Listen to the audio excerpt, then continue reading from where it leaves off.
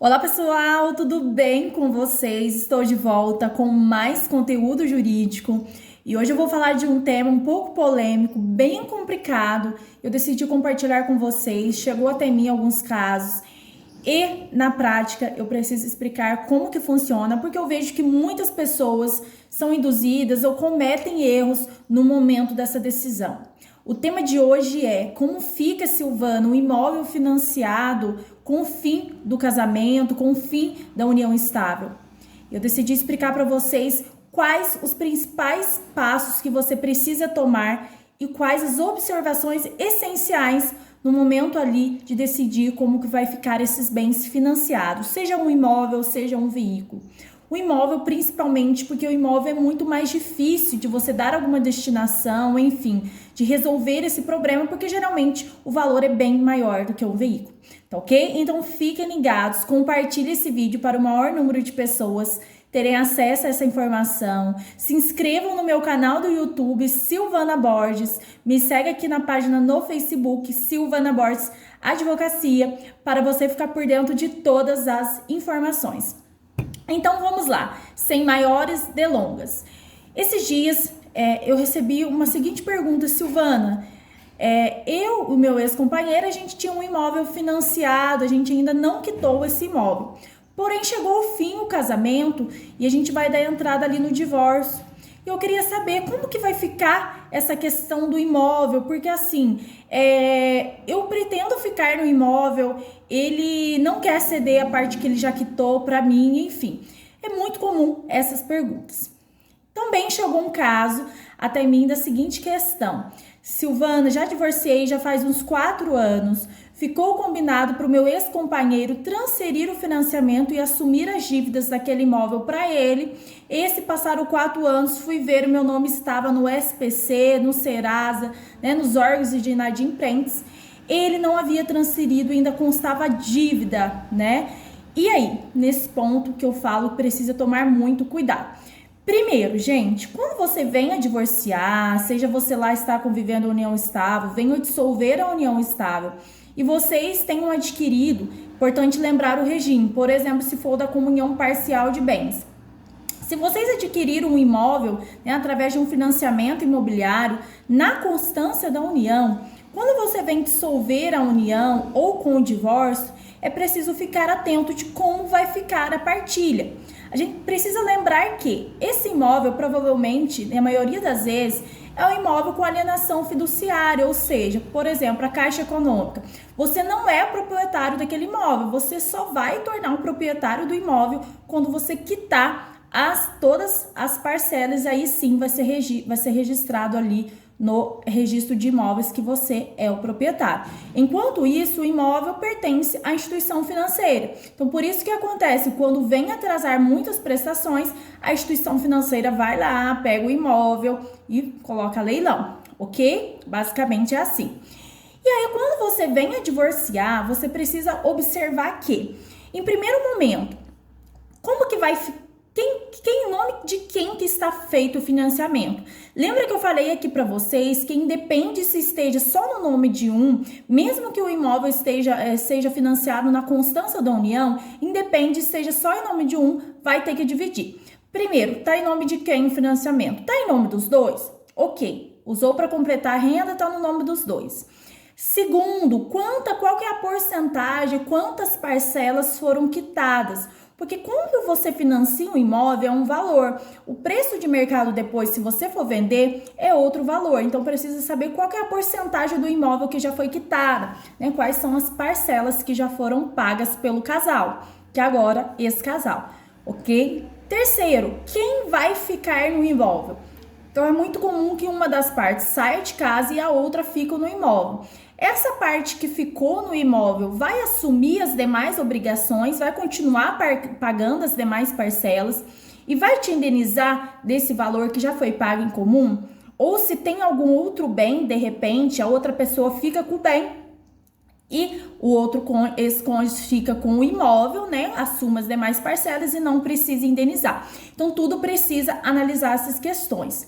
A questão imobiliária tem algumas circunstâncias. Suponhamos que o financiamento seja feito no nome dos dois para completar a renda.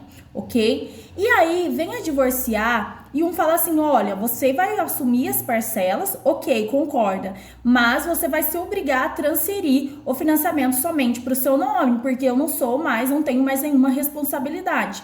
E aí entra o problema, as pessoas vão lá ou fazem um acordo, ou definem a questão, né? Num divórcio não se atenta a um detalhe. No banco, na instituição financeira, quando você vai fazer um financiamento, principalmente se foi feito em nome dos dois, eles usam para completar a renda, para somar a renda e verifica a tua situação financeira. Quando você vai lá para transferir o financiamento somente para o nome de um, é como se o banco vai fazer uma reanálise. Então, eles vão reanalisar. Então, é como se eles fossem fazer um novo financiamento. Eles vão olhar a sua condição financeira, eles vão olhar se você está adimplente, enfim, diversas questões. E aí, o banco não é obrigado a transferir somente para o nome de um. Por quê? Se de repente essa pessoa que ficou com o imóvel não tem ali renda suficiente, ou enfim, não preenche os requisitos da instituição financeira, o banco ele não se obriga a transferir o financiamento. E aí que pesa, depois que foi homologado em divórcio, depois que já decidiu tudo, a pessoa ela não consegue transferir para o nome, porque não observou esse detalhe.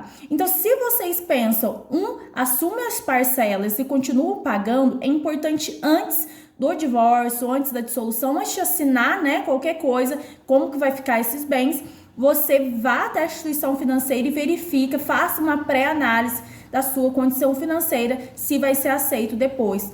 Principalmente o cônjuge, tanto o cônjuge que ficou responsável por essa transferência quanto o outro, porque senão ele não vai ter o nome dele tirado ali daquele financiamento. E como no caso que aconteceu, pode implicar em negativação do nome, caso um venha deixar de pagar, enfim. Então é muito importante observar essa questão.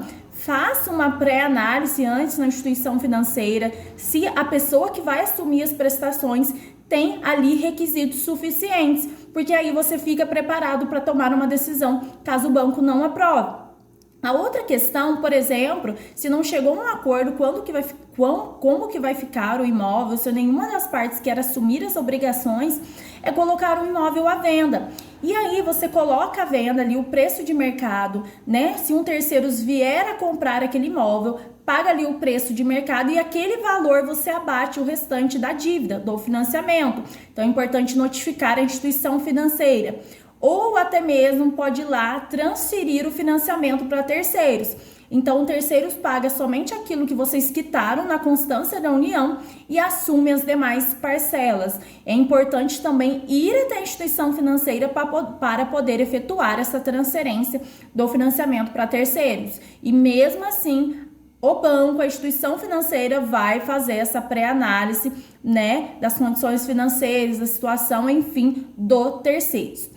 Outra solução que poderia aplicar ao caso seria colocar o imóvel para locação, para alugar. Então, se nenhum tem interesse, aluga, coloca para locação e vai quitando as parcelas. Porém, é aquele ditado, né? Se divorciou ou dissolveu a união, mas a questão do financiamento não. Quer dizer, tá mais ou menos ali divorciado. Então, essa é uma questão que já vai perdurar por mais tempo. Então, você imagina, um financiamento geralmente é 20, 30 anos para quitar. Você vai ter que ficar sempre amarrado ali, né? Com seu ex-cônjuge quanto a essa questão do bem. Então, com a questão de inquilino, enfim. Essa talvez não seja uma opção tão viável assim, mas em alguns casos pode ser aplicada. A outra questão é por exemplo, comprar a parte do outro. Então, se quitou ali 100 mil durante a constância da união, a metade de cada um, meia ação, 50-50. Então, um quitar a parte do outro, assumir as demais prestações. Mas a gente sabe que na maioria das vezes a pessoa não tem ali condições para quitar. Então, talvez o caminho mais viável é colocar a venda, transferir o financiamento para terceiros, enfim, para resolver essa situação. Ok, gente? Então, fiquem muito atentos a essa questão de financiamento, principalmente financiamento imobiliário, que é um valor maior, que é muitos anos para quitar, nessas possibilidades, tá joia? Por quê? Para evitar problemas futuros. Então, antes de você decidir qualquer coisa em relação a esse financiamento, principalmente de imóvel, mas de veículo também, faça uma análise junto à instituição financeira, faça uma análise de todas as circunstâncias presentes e futuras. Não tome nenhuma decisão baseado, nossa, eu acho que isso é melhor. Por isso que a gente orienta sempre procurar um profissional especializado na área para te orientar quais são os cenários possíveis. Porque lá na frente, igual essa cliente que chegou até mim para resolver um problema de um financiamento que a pessoa não transferiu para o nome dela lá atrás e agora o nome do ex-cônjuge está negativado, aí a situação é bem mais complicada, né? Embora tenha solução, é bem mais complicada de resolver, porque aí já gerou vários transtornos e desgaste. Então, de repente, você acha que tá tudo ok 4 anos atrás e de repente aparece uma bomba dessa para resolver, você está com a vida seguida já, tem que parar para relembrar coisas ou resolver coisas do passado, gente. Então, é sempre importante frisar nesses pontos. Fez um financiamento, vai divorciar, vai dissolver a união? Antes de tomar qualquer decisão, procure uma instituição financeira, verifique como que estão as parcelas, como que está a dívida, procure um profissional para verificar qual é o caminho mais adequado. Isso tem que se levar em consideração cada caso, gente. Não é porque fulano fez isso que vai dar certo para você. Então, cada situação deve ser analisada particularmente, porque cada situação é única. Eu costumo falar que nenhum caso é igual e realmente cada um tem uma peculiaridade diferente. Ok, pessoal? Se você gostou desse vídeo, comenta aqui e compartilha para o maior número de pessoas terem acesso a essa informação.